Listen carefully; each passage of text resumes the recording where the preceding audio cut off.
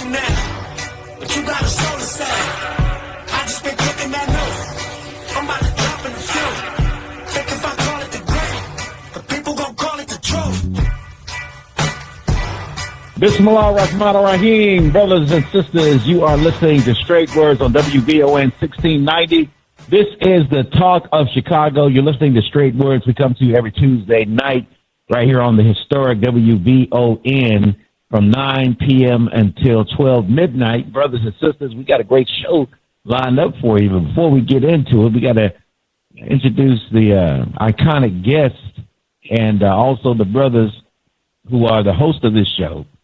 We're talking about Brother Naba'a Richard Muhammad. He is the editor-in-chief of the Final Call newspaper, the greatest newspaper on earth. Assalamu alaikum, Ramadan Mubarak. Brother Naba'a, how you doing, sir? Ramadan Kareem, sir. How are you? Brother, I'm doing well. And by his side, his long sidekick, his brother. Come on, brother. Come on. Editor of the Final Call newspaper as well. Now contributing editor. He is the great Brother James G. Muhammad. Assalamu alaikum, Ramadan Mubarak, sir. Ramadan Kareem, brother. Pleasure to be here, blessed and highly favored. Thank you, sir.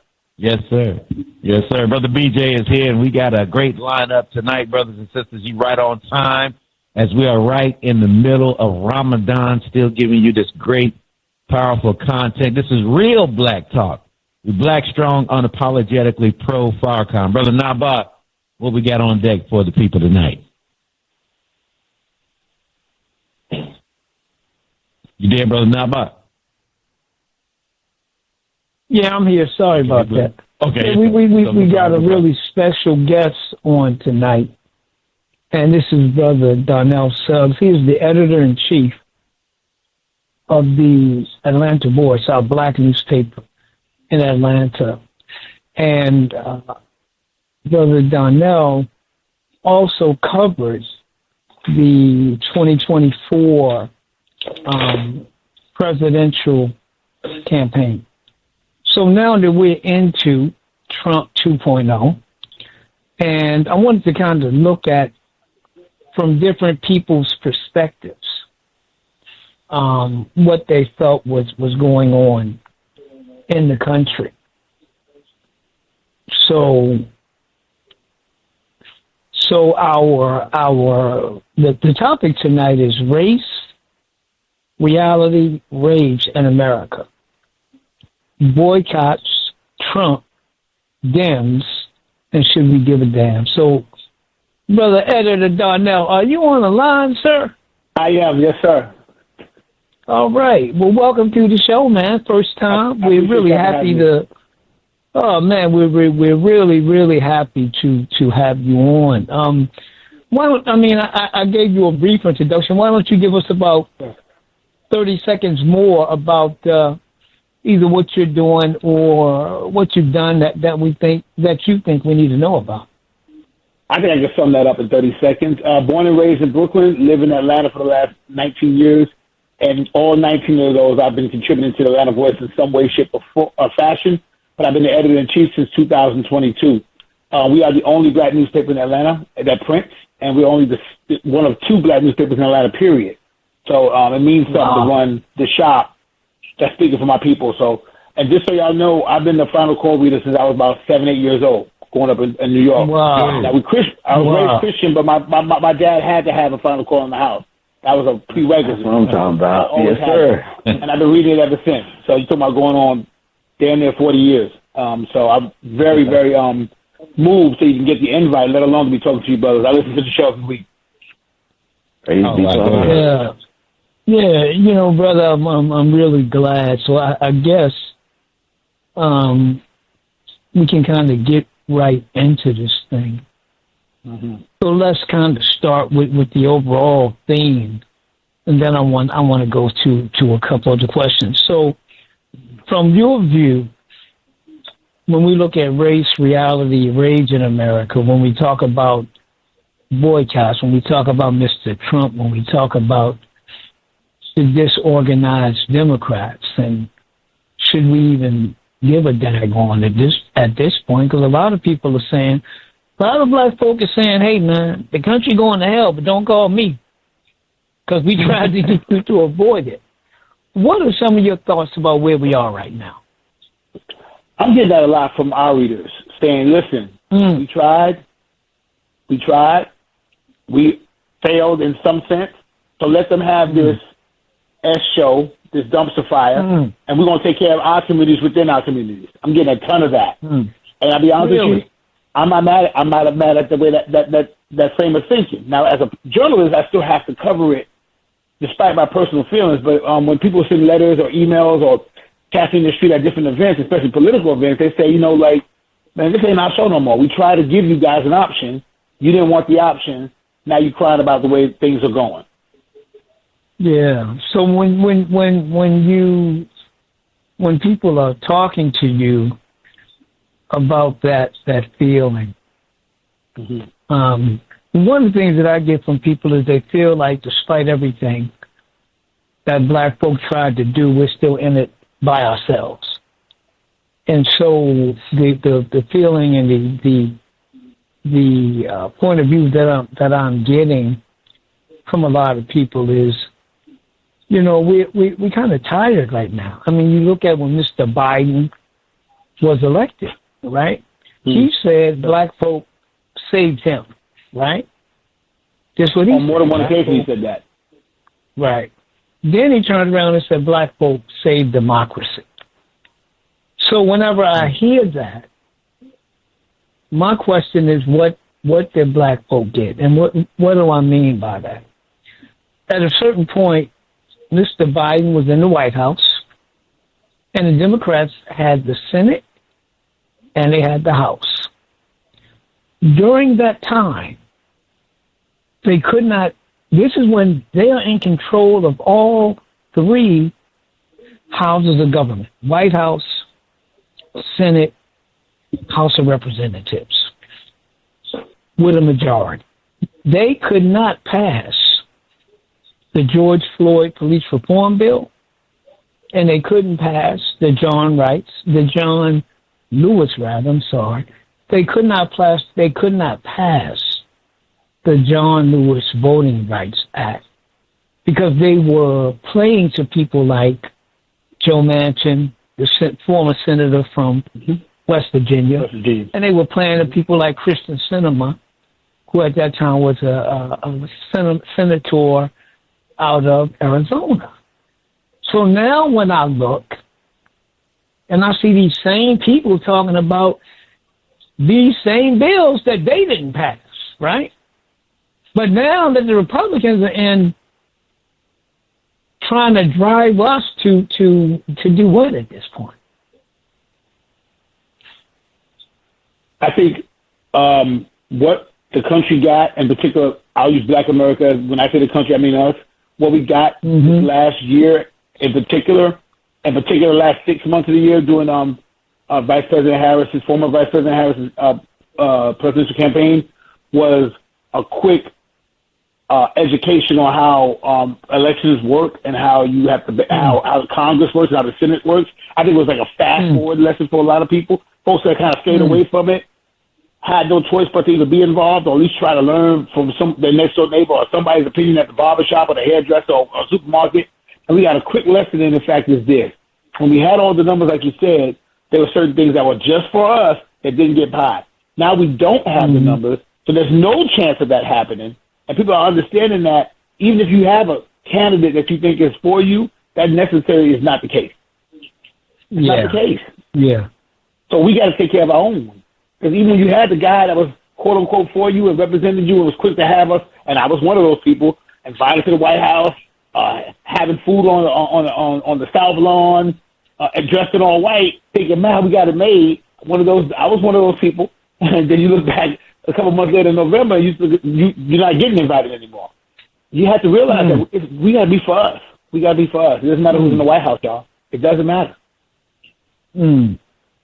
When you look back now at covering the campaign, you had the opportunity to travel with the campaign, like you said, to visit the White House and then to see these things up close.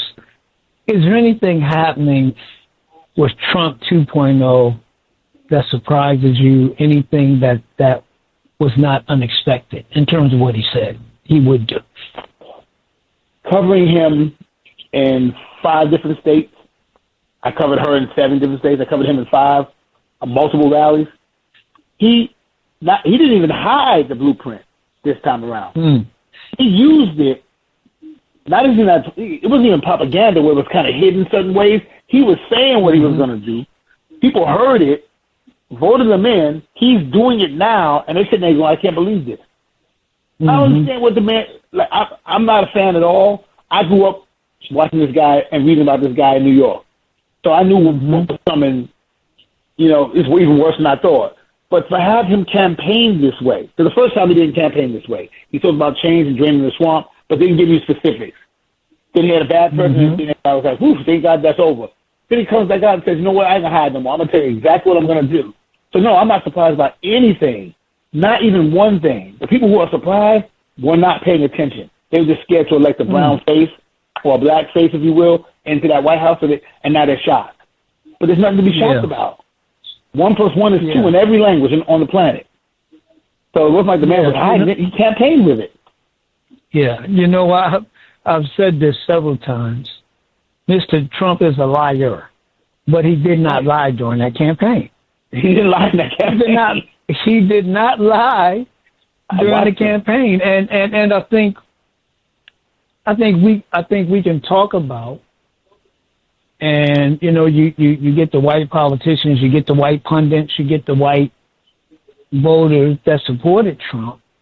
And you know, in particular for a lot of these analysts, these white analysts, it's almost impossible for them to say that Trump appealed to the racism in Caucasian people, that Trump appealed to white anger. He appealed to this white resentment. He appealed to the sense that the DAC was stacked against white people. And he vowed to be retribution. And he said it openly and often and pretty much as directly as you could hear it. And one of the things, even with January 6th, that I have found interesting, that many of these officers who got hurt, they were supporters of Mr. Trump. Now, the guy Fanone, that's now all over the place talking, and he was a DC police officer, and everywhere. He was a Trumpster. There's another man who died the day after. He was a Trumpster. So I've heard his now. Fanone at least now condemns him. But he, despite everything that the man was saying, he supported him. There's another officer, Caucasian officer, who died the day after. I think he was with the U.S. Capitol Police. And I was listening to his widow talk about, we getting some background noise, y'all, talk about the loss of her husband. And all she said was, I'd just like to talk to the president and just, you know, explain to him and hear from him about what happened. There's one family that lost a son that have been very, very critical of Mr. Trump. But it seems to me this man can do nothing because he's such a champion of how white people really, really feel. He's such a champion of that, okay, now we got the thing where they're talking about his numbers and they're talking about the economy. So now we will see how much the economy played in people going for him. But the man just said, last week or the week before? Basically, you're going to be in for some pain while I get things in order, but it's going to be fine. Don't worry about it. Okay. You're going to be winning. That was a lie he didn't tell the campaign, that things were going to get rough for y'all after I get in the office. That's the one thing he didn't want to say, that in order for me to get in position the way I want to get it and all my billionaire friends are straight, you regular folks, in West Virginia, in rural Ohio, in the South, y'all gonna feel it. And some of you folks in D.C. and Virginia, you're gonna lose these federal jobs too. But don't worry. Once we get it squared away, we'll see what we can do for you. He didn't say that. And now they're all looking around like, what do we do now? You don't do nothing now. It's a 4-year term. It's not a 6-week term. Yeah.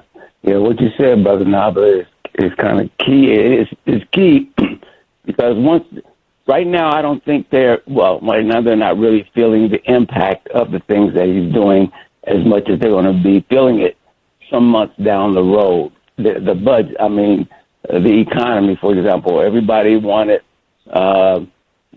egg prices. The egg prices, he said he's going to end the war in one day. He's going to bring down prices in one day. But instead, he said he's going to do it through starting a tariff war. So all of this stuff right now is in the initial stages, in my opinion. And once the impact starts to be felt, once he starts talking about trimming around Social Security and Medicare and Medicaid and these people on the farms who are already starting to feel some of the pain, but once that pain starts setting in, I think you're going to see a different attitude coming out of some of the Trumpsters and definitely many of the independents. And, it's going to also increase a lot more tension in the streets. And that's where you're going to get the real clashing that's going to be happening in the streets because everybody's going to be angry. They're going to be looking for scapegoats. And of course, Trump will continue to spin. What the Republicans right now are playing chess while the Dems playing checkers. It was, to me, it was masterful, the way they fixed this budget vote. Now, I don't believe they need it. You can tell me because I didn't think they needed any Democrats to pass anything. Am I wrong on that? Because no, you're absolutely right, Brother James. Yeah, they didn't need the Democrats at all. Yeah, and so that I did not understand in terms of why some of the Dems changed their tune on that, because they could have blamed that on Republicans. But, Republicans are just very strategic. And the Democrats right now, and what they've also done in doing that, is divided, show the division among the party itself. So it's going to be, but that whole economic impact piece is when you're going to really, I believe, start seeing some of this stuff getting pushed back to Trump from Trumpsters. Right. Well, the GOP plays a long game. They don't play a let's just win these small battles game. They play a very long game. We're setting ourselves up because this guy's gone in 4 years. We got to set ourselves up for the next run. Maybe. That's why they play these long games like that. Yeah, but maybe because if they're in a war, which it potentially could be, then he'll be doing what Netanyahu is doing. He'll be staying in power as they play out this war, because they're already starting to drop some hints or a few hints in terms of how they can really, put him in for another term. And what's funny is time is so crazy. You can't even say, "Oh, that'll never happen." No one can say anything like that anymore. You got to kind of at least hear it out. And there was a time you would say, "Come on now." Now you got to be like, "Okay, wait, let me hear you out," because these are times, some wild times we're in. Brothers, one of the things. Go ahead, Brother James. I'll go after you. I was saying, and in addition, the way they're clamping down on free speech while they're talking about upholding free speech, but any speech that is condemning the government or on Trump or about Israel, they're clamping down on free speech. And so when the folks get out in the streets protesting, it's going to put a chilling effect on much of it. And they are going to, and then they will definitely be targeting whatever groups they feel need to be targeted. And it was amazing that Trump could go in front of the Justice Department, I believe it was the Justice Department, and talk the way he did, as president. Yeah. Yeah. So. Yeah. Yeah. I brothers and sisters. Go ahead. I'm sorry. Go ahead, brother BJ. Just to let everybody know, we got Donnell Suggs on, editor of the Atlanta Voice. He's on with us to talk about race, reality, rage in America. Y'all can join in the conversation with our brother, 773-591-1690, 591-1690. Go ahead, Brother Naba'a. Thank you, Brother BJ. I was going to say, brothers, because Brother James, I think what you saw from Mr. Schumer with his moves to support the passage of a budget when the Republicans could have, or the shutdown rather of government, where however it went, the Republicans could have been held solely responsible for whatever the outcome will be. I think that what you saw with Schumer was, again, these moves, you're talking about the MAGA and the right. But whenever Democrats get in trouble, they don't lean toward those who have supported them. They lean away. So I think that was part of Schumer moving to the right, right? You had Gavin Newsom, the governor of California, say some things that moving to the right. You had now these, I'm telling you, when I saw on network news, these Democratic white male strategists with cowboy hats on, that's a sign. That's a sign. And we have seen this movie before, brothers and sisters.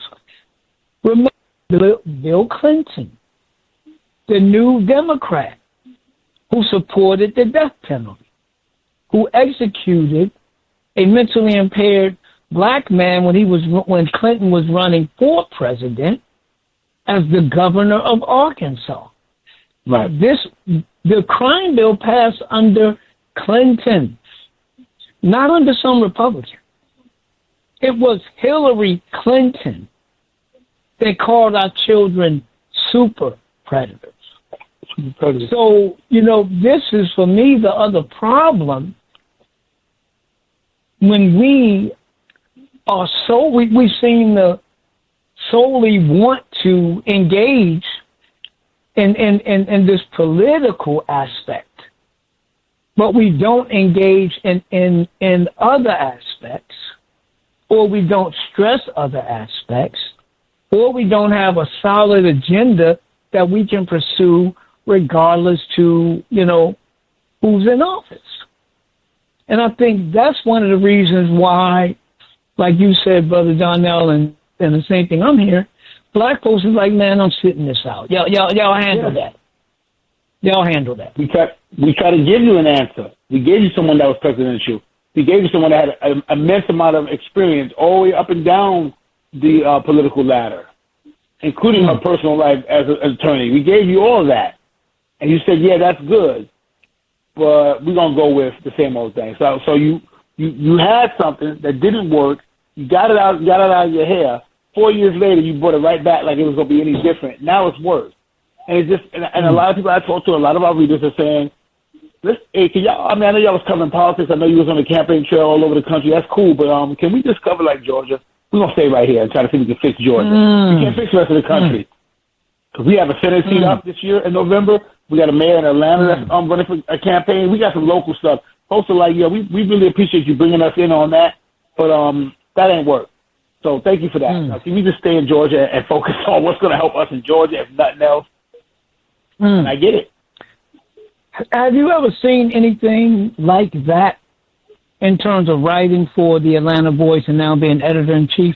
Or is this a new kind of message and a new kind of feeling that you're hearing from black folk in Atlanta? It is, because we were in Atlanta. Georgia has this thing, and I try to tell people all the time, Atlanta and Georgia are two different places. Georgia is the South, and that's got all kinds of ebbs and flows and a lot of pain and a lot of dark history. Atlanta is the black Mecca, and that's a totally different animal. So in Atlanta, where we cover the majority of our news, we've never seen anything like this. I mean, we didn't see rallies like this. So even when Obama came, that was a big deal, but the whole country was behind that. The whole country was behind that. It felt like Kamala Harris had like 18 or 19 rallies in Georgia. She had to win this state in order to win this election. She didn't, by the way. And the support for her was immense. Like, as soon as she got on, everybody was in. And I had never seen anything like that. She's not one of ours.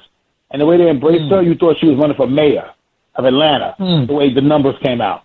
And if you asked me this a week before Election Day, what do you think? I would have said she's going to win Georgia if nothing else. I was there. I seen it. Every single rally she had 19. I was at 19. I covered 19. I said these numbers are unbelievable. And I was wrong. Georgia is still majority white as a state. And they said, the hell with those fancy rallies in Atlanta. We'll show you what we're going to do on November 5th. And they did. So folks in Georgia are like, all right, forget about it then. We can't change D.C. How about we just work on Georgia then? But we obviously can't change D.C. And we can't. You know, brother, that's really a very interesting, because Atlanta is a major city. Absolutely. And a major kind of touchstone, you know what I mean, for black folk. Right.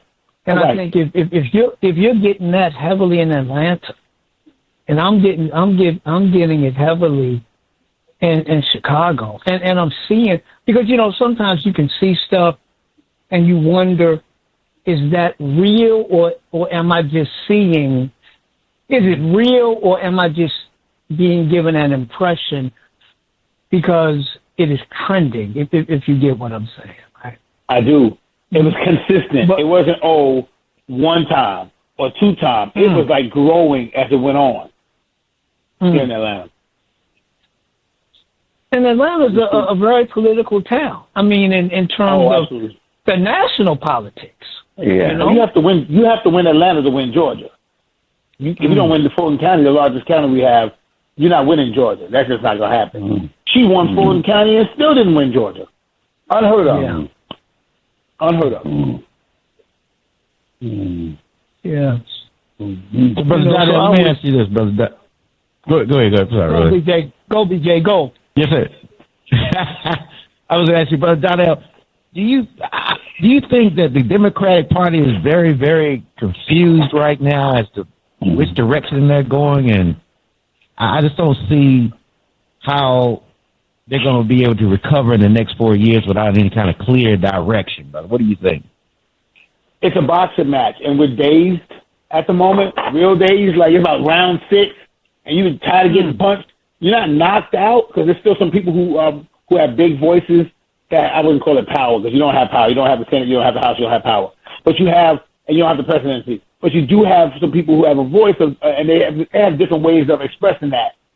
But you don't have, but right now you ain't winning the fight, and you're a little dazed. We got to get back in our corner, sit down after this bell ring, and get refocused on winning these small little battles on our way to November and 4 years from now, because we're not going to take the cake right now. Like you said, we don't have the power. So let's win some small battles here and there instead of just using our microphones to talk about how bad Trump is. They don't care that we're talking bad about them. You can talk about how bad their bodies are and all that other stuff. That's cute. Viral moments, they're awesome. TikToks and all that stuff is cool. But what you don't understand is we got Senate seats up for grabs in states like Georgia. We got to win those and keep some of that. Half the money is off the table already. You can't lose all of it. You need to get up out your seat and let somebody else sit out. So we got to try to win these small battles at a time. Yeah, because you're coming on the midterms, and normally the midterms is when you see the shifts, because they're pissed off at the whatever administration is in power. Exactly. Administration burns them a little bit, so you start seeing the shift, right? Yeah, but the way they don't seem to have a plan. They're definitely not united. There's no plan. They don't even seem to have a plan, a strategy that's broad, and a plan that fits the strategy. So, and now they're looking for leadership. You know, basically, I guess. You got a plan. You haven't told us yet. No, and that's absolutely true. You ain't seen it. Right. What's the message? If you ask yourself right now, what is the message of the Democratic Party, period, about anything other than Trump is bad, his position on, he's going to drive the country to hell. Everybody could see that. But what's the strategy to get him out? The strategy is to try to embarrass him by saying Elon Musk is the president. Keep on saying that. That's embarrassing. And it's not working. It doesn't work. They don't move like us in the hood. In the hood, if I make fun of your shoes or something, everybody like, you're embarrassed. That's child's play. In that world, They don't care that you're making fun of Elon Musk's son's got access to the White House now, and the White House and the presidential helicopter. We keep caring at that. Some white people don't care about that. They're not embarrassed by that. They're like, okay, so what? Yeah. We're getting what we want. All right, brother. We don't care if his son is sitting there. Brother Donnell, we got somebody online to talk to you, Brother Donnell. We got Brother Cliff on WBON 1690 to talk of Chicago. Go right ahead, Brother Cliff. You on straight. Assalamu alaikum, brothers. Thanks for taking my call. Brother Dems. Thank you so much. I'll get right to the point. You're from New York, and I just want to bring back up the whole situation in New York. Now, back in the 80s, there were 5 crime families, and you had Giuliani that soon came to mayor. Now, this was after David Dinkins, and then even the Central Park 5, and that whole display, even with Trump as a so-called business person, taking out those ads. But the point I'm making is that Giuliani came after Dinkins. This is all because of the fact that they wanted to maintain and reestablish white empowerment. So his whole origin came from New York, and which was working in collaboration with 5 crime families. Trump is a straight-up thug, and he's running this country as a thug, and the people in his administration he treats as though he's the lieutenant, the godfather, and he wants all the people underneath him to be loyal to him, and if you don't, he'll get rid of them, similar to the whole ideology of the mob. But also let me end with this by saying that, remember Derek Chauvin in his sentencing, I don't know if you brothers remember this, but he made a comment that he had a surprise for the American people. I do believe, if you recall, I do believe that he knew that Trump would be reelected to give him this pardon through Elon Musk. Elon Musk now wants to pardon this dude. So just to give you an idea what the agenda is, it's no question that we're dealing with racism and the whole agenda to dismantle and take back everything that was gained in terms of progress of black people. This is the way I see it. So brothers, if I'm saying it wrong, please speak on that. But this is where we at as a people, and our savior, once again, is listening to the Honorable Minister Louis Farrakhan. That's the only way I can see it. Thanks for taking my call. Assalamu alaikum, brothers. Yeah, Donnell, you want to take that? You can't argue that call. He's right. Trump came up in a time in New York when you did your friends favors, and then down the line they'll repay that favor. You know what I mean? Mafia style. Elon Musk did him a favor.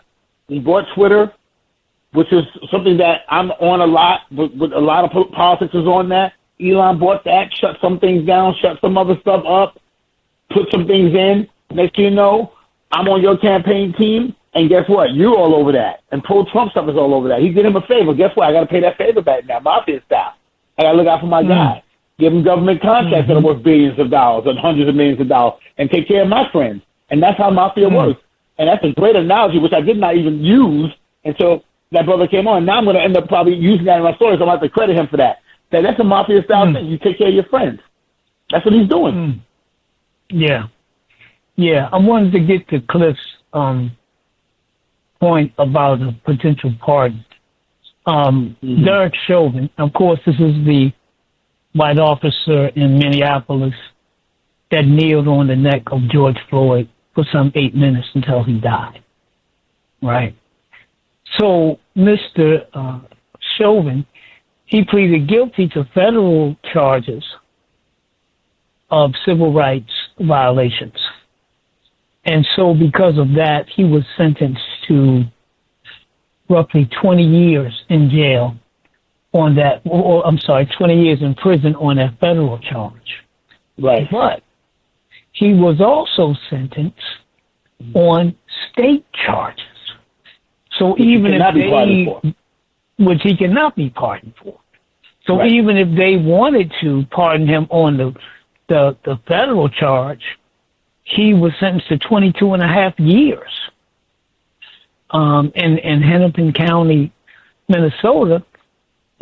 And jurors have found him guilty of second-degree murder, third-degree murder, and second-degree manslaughter. So Mr. Chauvin is now serving his time in Arizona in the federal time and the state time in Arizona. But I want to step back again because I think this is something that we should not ignore, and that is this feeling that black folk are saying, "Hey, we need to focus on ourselves." I don't see that as a bad thing. In this way, there used to be a time when we talked politics, we would talk political organizing, we would talk political education, then we would talk voter mobilization, right? We talk about building local political structures and local political groups. We don't talk about that anymore, or that's not talked about anymore. What you get is voter mobilization, where you try to drive people to the poll every 2 years, every 4 years, or whatever it is. But that organizing for power, you don't get. The educating of people so that they understand their interests and who their friends and enemies are, you don't get. You don't get an agenda for our people that functions regardless to who is in office. You don't get a focus on our harvesting our collective economics.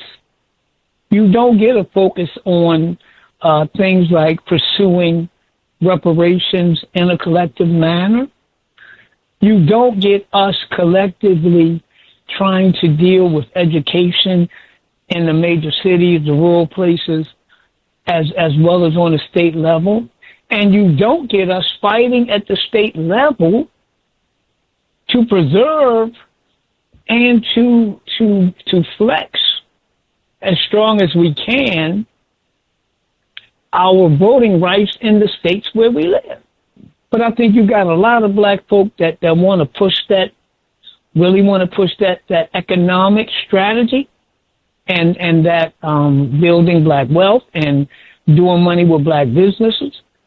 I think you got a lot of black people that are interested in buying land and seeing what we can do with that land to develop ourselves.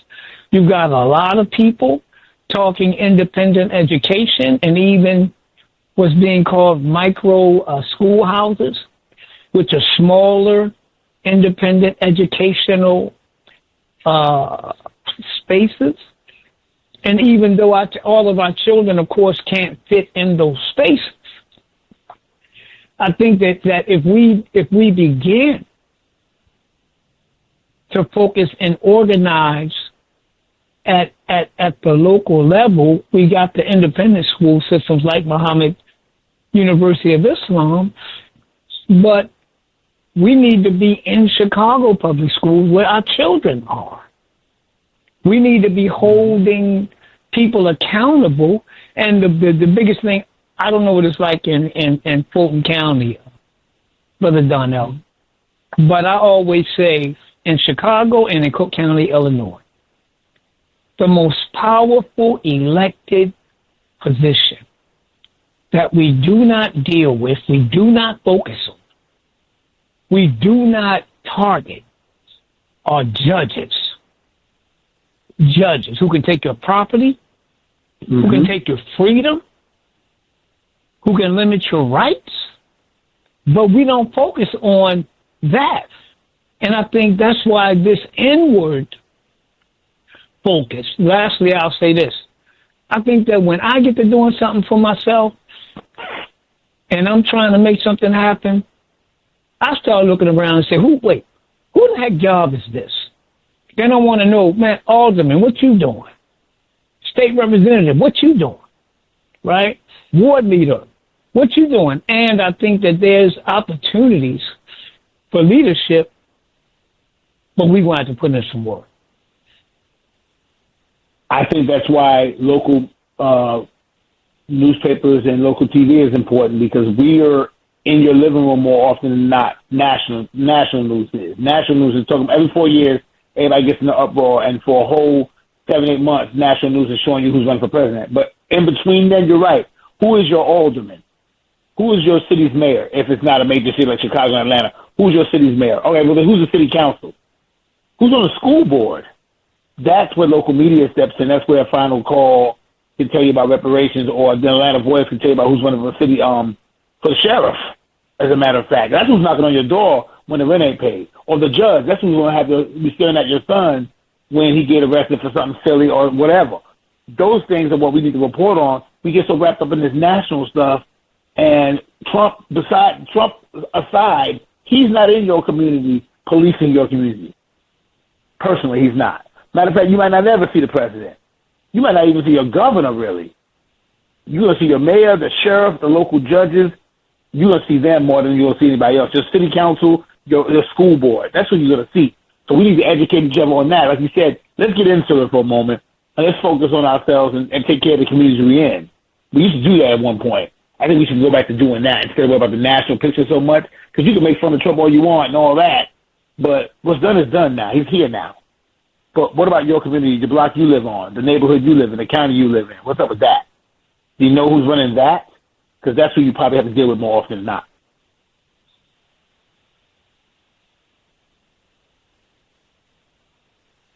Yeah, that's true, my brother. That's true.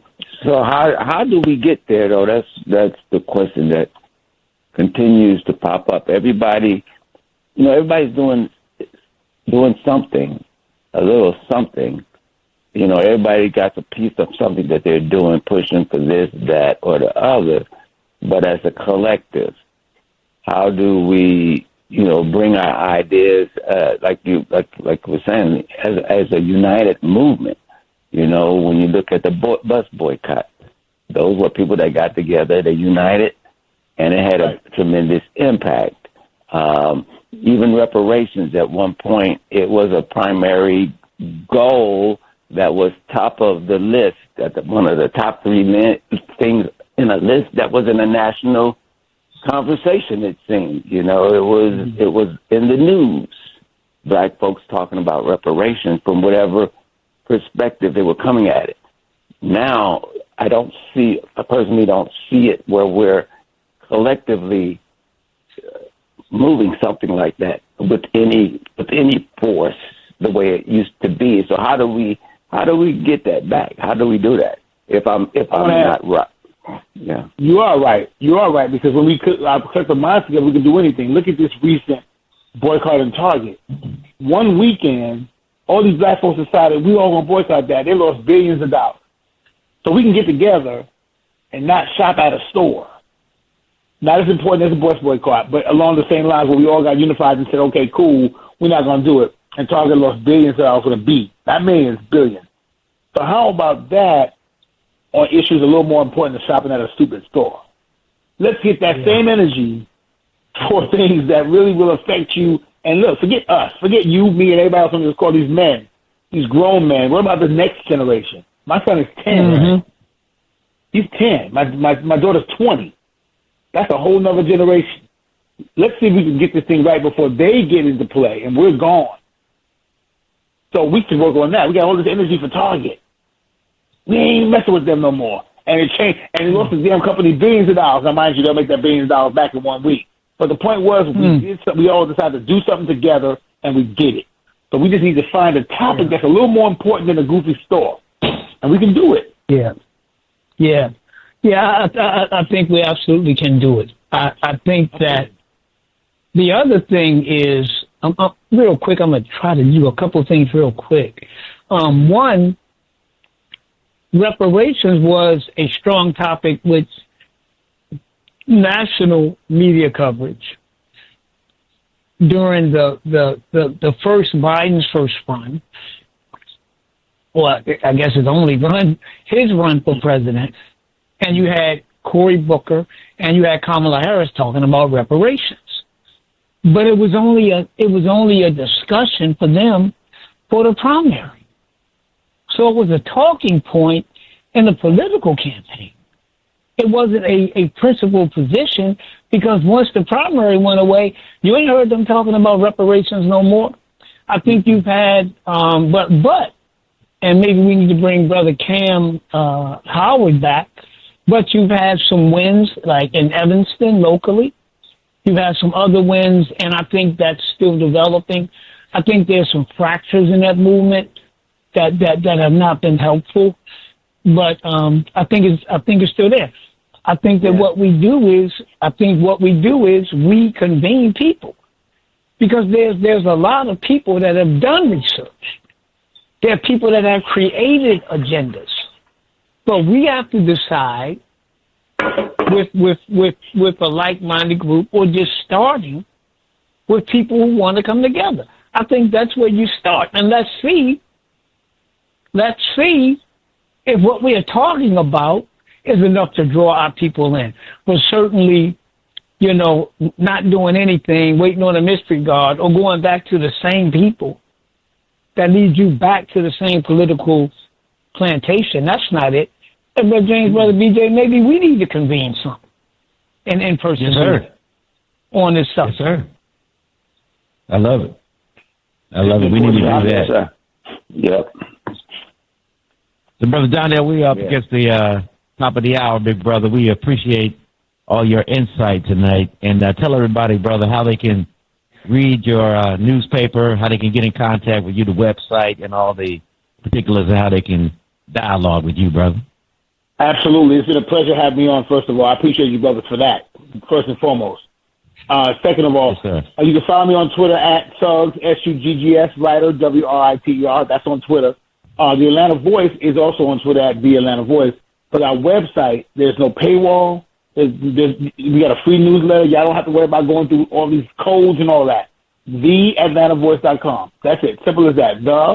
TheAtlantaVoice.com. You can read all of our stories. We update the website every day. And we have a free newsletter that comes out every Friday morning. So you don't even have to worry about us bombarding you with ads and all that. We just should have given you that and the digital edition of the papers on the website every Friday afternoon. So I'm not even making you work hard for it. That's it. Go ahead. Go ahead, brother, out there. We appreciate you, brother. We got to have you back real soon. I appreciate you. Thank you, bro. For everything. Thank you, man. All right. Brother Donnell Suggs, you can hear the replay if you missed the conversation from this hour on straightwords.com in the next 24 hours on our website, straightwords.com. By the way, go there as well, because we need your support. Brother Naba'a, you want to chime in, Brother James G., and let everybody know how... No, bro, BJ, get that money, man. Get the money. I ain't saying nothing. Get that money. I ain't wasting my voice. You handle that. That's right. Well, go ahead, brothers and sisters. Why don't you go to the website? We need your support. We desperately need you to chime in and join the movement with straightwords.com. We have committed to doing the third year already, and we can't do it without your financial backing. We need you to back us up. So go to our website, straightwords.com, and all the digital opportunities that you know of, Zelle, Cash App, whatever, with PayPal, we have that for you on the website. And you can text Brother Naba'a tonight at 312-480-9775. That's 312-480-9775. Up on the top of the hour, coming up, Pastor Victoria Brady of Chicago. She's going to talk about what she's doing with the ABG Civic Arts Center. We're talking about the Windy City working with our children. And that's going to be coming up next, y'all, so don't go nowhere. Straight Words on WVON. Happy Women's History Month from the station that celebrates Black Girl Magic, WVON.